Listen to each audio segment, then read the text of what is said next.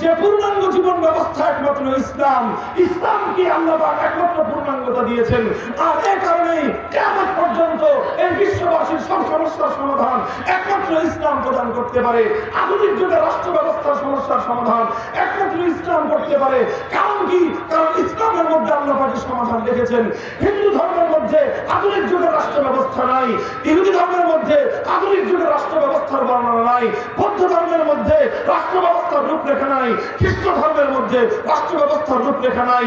যেটা যেখানে বাস্তবতা, সেই বাস্তবতাকে বলার নামই হলো সত্যবাদিতা। রিয়েলিটি মানে না, কথা বলেন ঠিক না বেশি? তোমরাও রিয়েলিটি মানে না। Islam is the complete code of life. একমাত্র ইসলামই হলো পূর্ণাঙ্গ জীবন ব্যবস্থা। অন্য কোন ধর্মের মধ্যে রাষ্ট্র ব্যবস্থার শ্রেষ্ঠতা পরের কথা, শ্রেষ্ঠ উত্তম না অনিত্তম এটা অনেক পরের সিদ্ধান্তের ব্যাপার। অন্য কোন ধর্মের মধ্যে ধর্মের মূল রেফারেন্সের আলোকে রাষ্ট্র ব্যবস্থার পূর্ণাঙ্গ কোন রূপরেখাই নাই। এই যে চ্যালেঞ্জটা আমি করলাম, আমি এই চ্যালেঞ্জটাকে আরো নির্ধারিত করছি দুটো স্যাম্পলের মাধ্যমে, দুটো দৃষ্টান্তের মাধ্যমে। এক নম্বর দৃষ্টান্ত হলো এই যে দেখেন, একটা রাষ্ট্র গড়তে হলে, একটা রাষ্ট্র পরিচালনা করতে হলে সেই রাষ্ট্রের খুব গুরুত্বপূর্ণ কিছু বিভাগ রয়েছে। সেই বিভাগের মধ্যে অত্যন্ত গুরুত্বপূর্ণ মোস্ট ইম্পর্টেন্ট যে সেক্টরটা, সেটা হলো অর্থনৈতিক খাত, ইকোনমিক সেক্টর। কথা বলেন ঠিক না বেঠিক? এই যে ফিনান্সিয়াল অথবা এই যে ইকোনমিক সেক্টরটা, যে এই যে বিভাগটা, আমি প্রথমে এই বিভাগটা নিয়ে একটা চ্যালেঞ্জ রাখি। সেটা হলো এই যে আজকে 2024 সালের 21শে ডিসেম্বর, এই বছরের আর বাকি আছে 10 দিন, এরপরে শুরু হবে 2025 সাল। 2025 সালে আমরা যে রাষ্ট্রের মধ্যে এখন দাঁড়িয়ে আছি, বসে আছি, আমার এই বাংলাদেশ রাষ্ট্রের আগামী 2025 সালের বাজেটটা কেমন হওয়া উচিত ধর্মের আলোকে পেশ করেন। আমি একটা প্রশ্ন রাখলাম, এই প্রশ্নের জবাবে আলহামদুলিল্লাহ আমি ইসলামের পক্ষ থেকে দায়িত্ব নিয়ে বলছি, ইসলামের আলোকে 2025 সালের শুধু বাংলাদেশ নয়, সারা পৃথিবীর 700 কোটি মানুষের ইন্টারন্যাশনাল বাজেট কেমন হবে, সেই বাজেটের রেভিনিউ কালেকশন কোন কোন খাত থেকে হবে, সেই বাজেটের এক্সপেন্ডিচার কোন কোন খাতে কি পরিমাণ হবে, কতটুকু এক্সপেন্ডিচার হওয়া উচিত, কতটুকু ইনকাম হওয়া উচিত, কতটুকু রেভিনিউ কালেকশন হওয়া উচিত, সবগুলো বিষয়ে আল কোরআন এবং নবীর সুন্নাহর রেফারেন্সের মাধ্যমে, গাইডলাইন এবং দিক নির্দেশনার মাধ্যমে, নট অনলি ফর বাংলাদেশ, সারা পৃথিবীর 700 কোটি মানুষ, 257টা রাষ্ট্রের জন্য পূর্ণাঙ্গ একটা বাজেট দেওয়ার জন্য আমাদের 10 দিনই যথেষ্ট।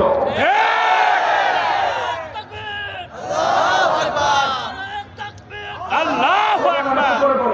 মুহতারাম হাজিরিন, আর পাল্টা যদি আমি বলি, এই যে বেশি সারা দুনিয়ার দরকার নাই, আমাদের সীমান্তের এই তো আপনাদের বাড়ির কাছেই তো আরেকটা দেশ, কথা বলেন, সেই দেশটা আমাদের দেশের চেয়ে অনেক বড়। সেই দেশের নাম হলো ভারত। সেই ভারত এখন শাসন করতেছে একটা হিন্দুত্ববাদী সরকার, নরেন্দ্র মোদীর বিজেপি। তারা হিন্দুত্ববাদকে সেখানে প্রতিষ্ঠা করতে চাচ্ছে।